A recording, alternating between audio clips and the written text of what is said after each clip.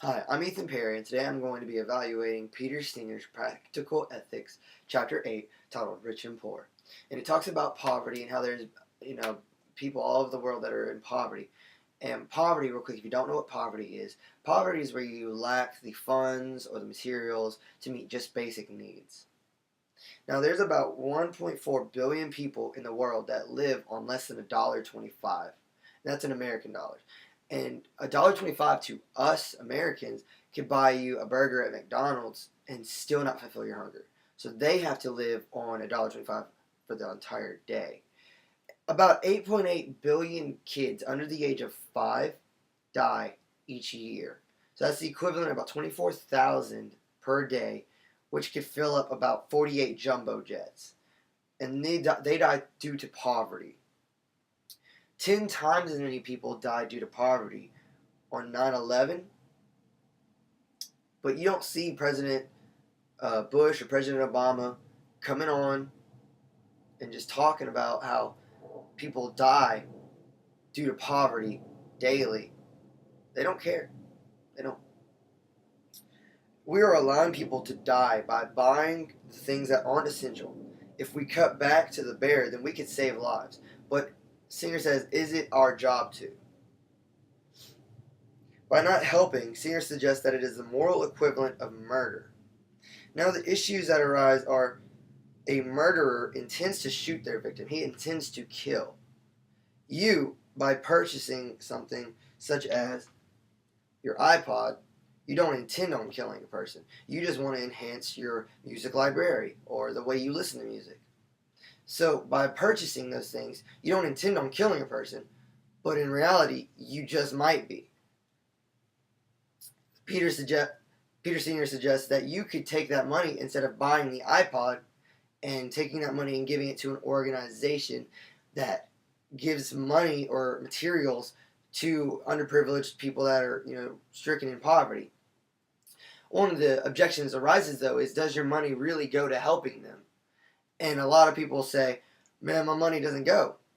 Well, Peter looks into that, and it says that some organizations do actually care and actually do give money to the children. Of course, there is administrative cost and money for commercials, but the good outweighs the paying for the commercials. So they do more.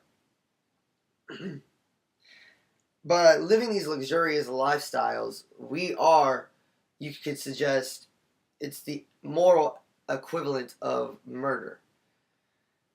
Now, you can go on living your daily life knowing that there are people in poverty and not do anything about it. That Singer suggests that might be the moral equivalent of murder. He suggests that maybe you should do something if you know about it. But then he also brings up the topic of, is it your obligation to assist? And he brings up a very good point about the kid in the pond. And he said that he is walking to a seminar to speak, but he sees a kid drowning in the pond. Now, it's not your child, but there's nobody else around. Do you stop, get your clothes dirty, and be late for the seminar to help the child, or do you just let him stay there? It's not your problem. It's not your child. He suggests anybody would stop and go help that child, and that is something that non-consequentialists and consequentialists both will not, disagree on. That there is an instinct to help that child. So that just shows that it's not our child. We're not obligated to assist, but we do anyways. So we should help these people that are in poverty, even if it's not our job to, even if it's not our fault to. If it is in our power to prevent something very bad from happening by sacrificing anything of comparable moral significance, we ought to. He also suggests that we need to be putting more money into women's education and contraceptives.